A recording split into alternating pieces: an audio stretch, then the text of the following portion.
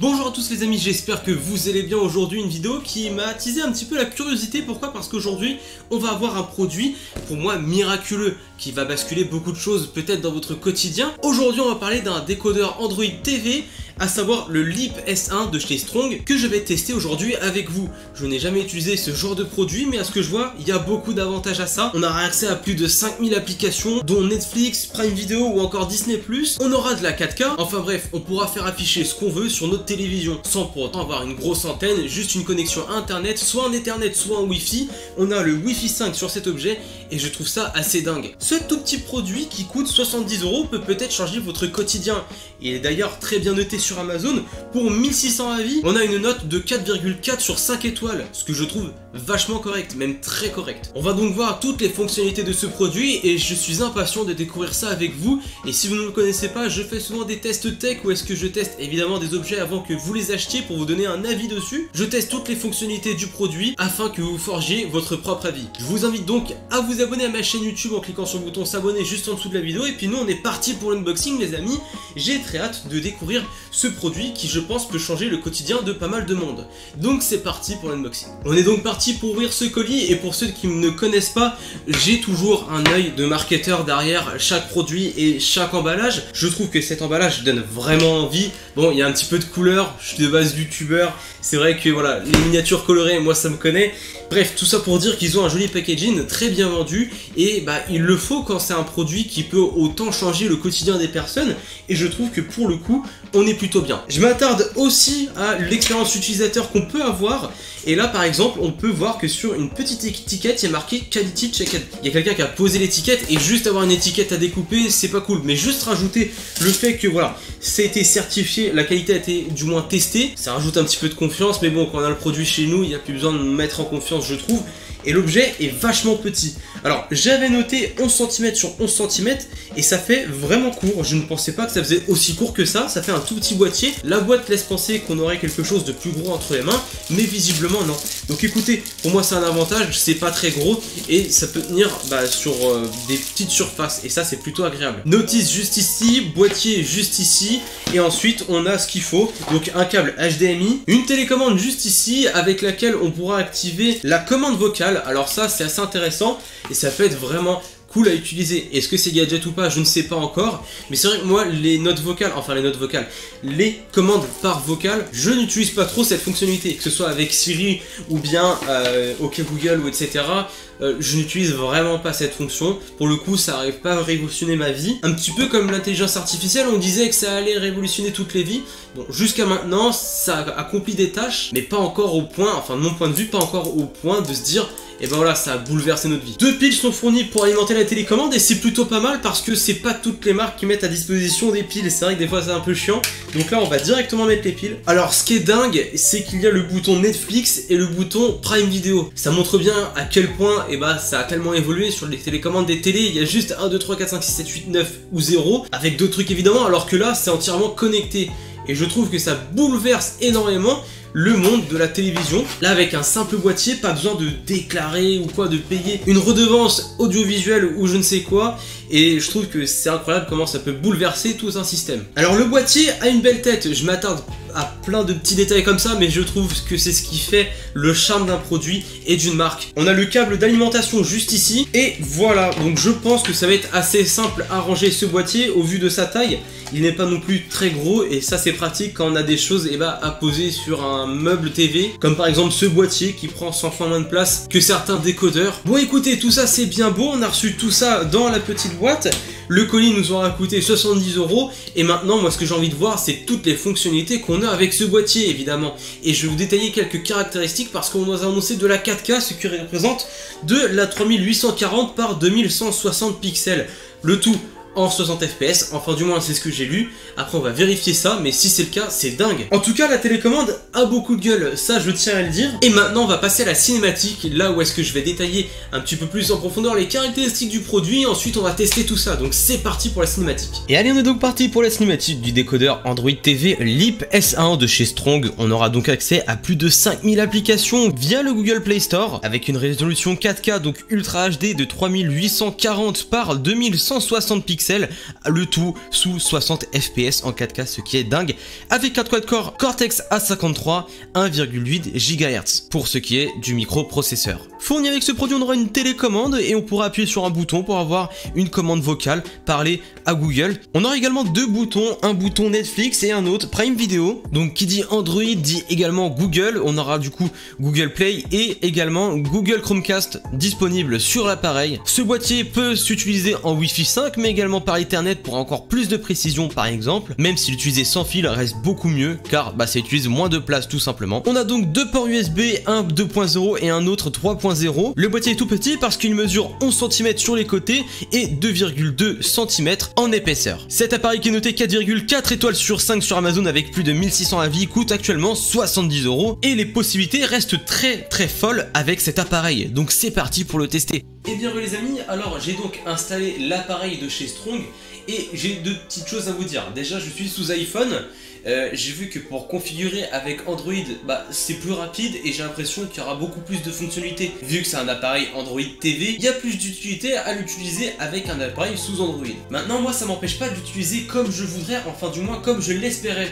J'ai notamment par exemple YouTube juste ici qui va beaucoup me servir par rapport à Netflix et Prime Video pour ma part, mais également Google Play Store ou Spotify que j'ai installé et que j'ai ajouté moi-même. Ce qui va être bien sur cet appareil, c'est que du moment que vous avez un écran en HDMI, vous pourrez afficher sur n'importe quel écran et ça c'est assez cool. On va le tester ensuite sur mon écran d'ordinateur pour pouvoir un petit peu mieux voir la qualité parce que cette télé n'est pas optimale pour voir la 4K.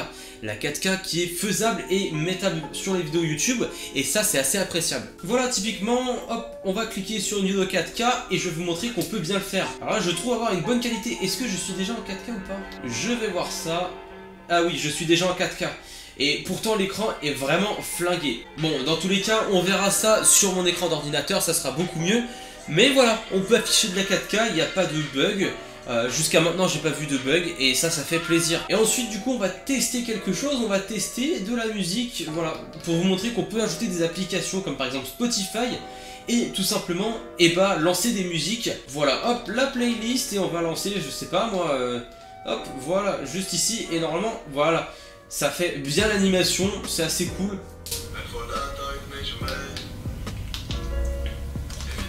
Je peux mettre plus fort assez rapidement avec la télécommande et ça fait plaisir. Je peux avancer la musique, voilà. Je peux également afficher les paroles, donc c'est plutôt cool. On va pas faire un karaoké, mais vous avez compris l'idée les amis, on a pas mal de fonctionnalités du moment qu'on a accès à l'application dans tous les cas. Voilà, je vais quitter Spotify et là je vais vous montrer Google Play Store, comment ça se passe. Et c'est ni plus ni moins comme sur l'application de base. Ok, on va écrire TikTok et on va voir si on peut télécharger TikTok. Voilà, TikTok for Android TV. On va installer ça. Ça me fait assez rire parce que mettre ça sur une télé, j'aurais jamais cru faire ça en vidéo les amis. Voilà, le téléchargement se fait très rapidement. Et l'appareillage est assez facile, hein. Tout simplement la prise en main de l'appareil est très simplifiée. Voilà, on va ouvrir l'application et on va voir un petit peu comment ça se passe. Par contre, comment on passe là? Ok. Bon, après la prise en main de l'application sur télé, c'est un petit peu difficile quand même. Donc ça switch automatiquement, d'accord.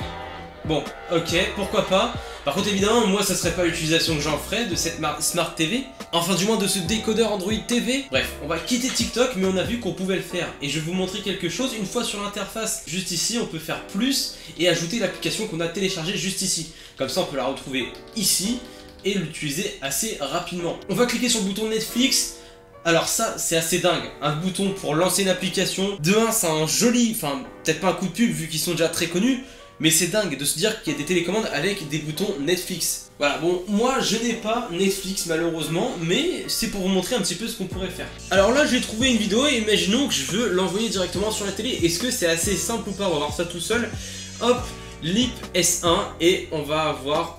Hop, ça se lance directement. Alors ça c'est assez cool, niveau timing c'est très rapide et c'est ce qu'il faut. Ok, prêt à visionner et voilà. La réactivité se fait très bien et ça fait plaisir. Voilà, là c'est fait et c'est nickel. Ah d'accord, donc là en fait je comprenais pas, mais là par exemple Netflix, on a des tops du moment. Pareil pour Prime Video, on a des trucs d'actualité. YouTube pareil, on a des recommandations. Bon bah les recommandations sont pas franchement super bien faites pour ma part, en tout cas c'est YouTube qui gère ça. Bon écoutez, maintenant le plus intéressant c'est de voir la qualité de cet appareil sur mon écran d'ordinateur, ce qui sera beaucoup mieux parce que évidemment là on est limité avec cet écran, donc c'est parti. Bah écoutez les amis, là on voit clairement la différence en termes de qualité. Là on est sur un écran, bon il est pas 4K mon écran, il est en 1080p et 144 Hz. Mais ce que je veux dire c'est qu'on ressent beaucoup mieux la qualité. Là il n'y a aucun pixel qui traîne et j'ai hâte de voir la qualité sur YouTube. Je trouve que l'appareil s'adapte super bien, là c'est super clean et on va ressentir justement la qualité de tout ça à travers d'une vidéo 4K par exemple. Alors on va augmenter le volume, c'est le volume de l'écran. Ok, donc on sera limité avec mon écran parce qu'il ne fait pas énormément de son. Mais voilà, là on va voir un petit peu ce que ça nous réserve et je vais juste m'assurer que c'est en 4K. Allez, on va pousser la chose jusqu'au bout les amis, on va mettre la qualité maximale et on va voir comment ça supporte. Bon, par contre c'est vachement fluide. C'est vachement fluide et ça j'en suis plutôt content. J'espère qu'on ressent bien à travers la vidéo, qu'on voit super bien ce singe qui regarde un petit peu autour de lui. Moi je trouve que ça fait vachement plaisir d'avoir une aussi bonne qualité avec une bonne fluidité. Pour l'instant il n'y a aucune perte d'FPS remarquée. Je n'ai pas l'impression en tout cas. Je trouve que c'est vachement fluide pour la qualité qu'on a. Après ça pourra dépendre évidemment de la connexion internet. Mais ce que j'ai l'impression c'est que les vidéos YouTube sur cet appareil, il y a moins de temps de chargement. Après est-ce que comme c'est pas un ordinateur, il y a juste besoin de charger la vidéo et rien d'autre autour. Ce que je veux dire, est-ce que la connexion n'est pas plus optimisée sur ce genre d'appareil que sur un PC par exemple? Donc là on voit beaucoup de couleurs. Bon, la couleur après c'est mon écran qui fait, mais moi ce que je regarde c'est comment en fait la qualité vidéo est amenée jusqu'à mon écran. Est-ce que ça sort de la 4K? Est-ce que c'est fluide? Parce que la fluidité, ce qui va faire la fluidité, ok ça va être mon écran, mais là ça va être en partie l'appareil. Et pour moi là c'est validé. Avec la lampe de BenQ juste en haut qui m'a été envoyée si gentiment, je trouve que ça rend super bien. Et vous pouvez voir que ça peut s'adapter à n'importe quel écran. J'ai mis l'écran derrière moi qui fait le décor, qui sort une qualité à chier, et là un écran gaming. Donc je vous laisse imaginer les possibilités que vous avez avec cet appareil. Ah, je suis en train de regarder le retour est super beau. Hop, voilà, tac. On clique dessus et ça va se mettre tout simplement. Alors j'adore l'animation et j'adore l'ergonomie, compris les applications sur l'Android TV. Je trouve ça super bien géré, que ce soit les petits boutons par exemple sur YouTube pour liker la vidéo quand on est sur la vidéo, ou par exemple là l'animation qu'on a quand on clique sur une musique. Le tout est super bien adapté. Unboxing clavier mécanique. Crash test clavier. Unboxing JX. Ah bah voilà, j'attendais quand même. Bon, il y a une petite configuration à faire avec la télécommande au niveau du bouton et bah de chez Google, enfin de l'activation de la commande vocale. En tout cas, ça comprend bien ce que j'ai dit. Sur la télécommande, on a d'autres boutons. On a par exemple le bouton pour afficher directement toutes les applications qu'on a sans pour autant sortir de la première application. Ensuite, on a une autre application, enfin un autre bouton où est-ce que voilà, on retourne sur le menu principal et une application, enfin un bouton retour. On peut également éteindre l'appareil, ce que je vais faire. Voilà, j'ai éteint l'appareil, il s'allume très facilement. Il n'y a pas de double activation sur le bouton, là c'est juste hop, on éteint, on allume. Et j'ai remarqué également qu'il y avait un mode veille comme sur un Google Chromecast. Ça fait plaisir.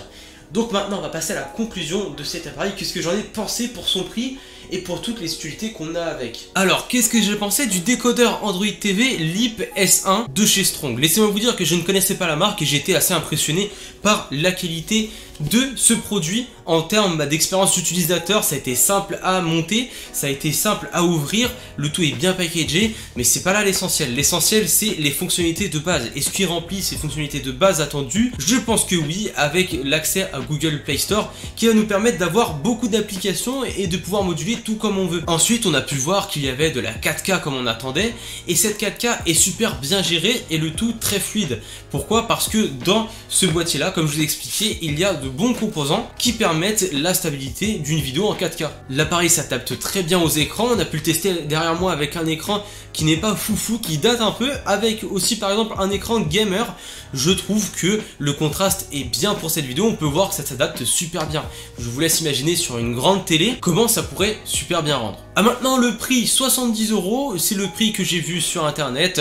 Je pense que c'est un prix très correct pour ce qu'on peut en faire et également pour l'utilité qu'on peut en avoir. Si vous êtes du genre à souvent regarder la télé, à trouver que les programmes actuels ne sont pas si fous que ça et qu'il y a beaucoup plus de contenu plus adapté pour vous sur YouTube ou sur n'importe quelle autre plateforme comme par exemple Netflix ou Prime Video, et ben je vous conseille de jeter un coup d'œil en description, il y aura le lien du produit ainsi que de la boutique Strong. Et je tiens à vous rappeler que ce décodeur provient de la marque Strong, une marque qui fait également des télévisions et des appareils pour le réseau domestique ou encore des décodeurs comme je vous ai présenté.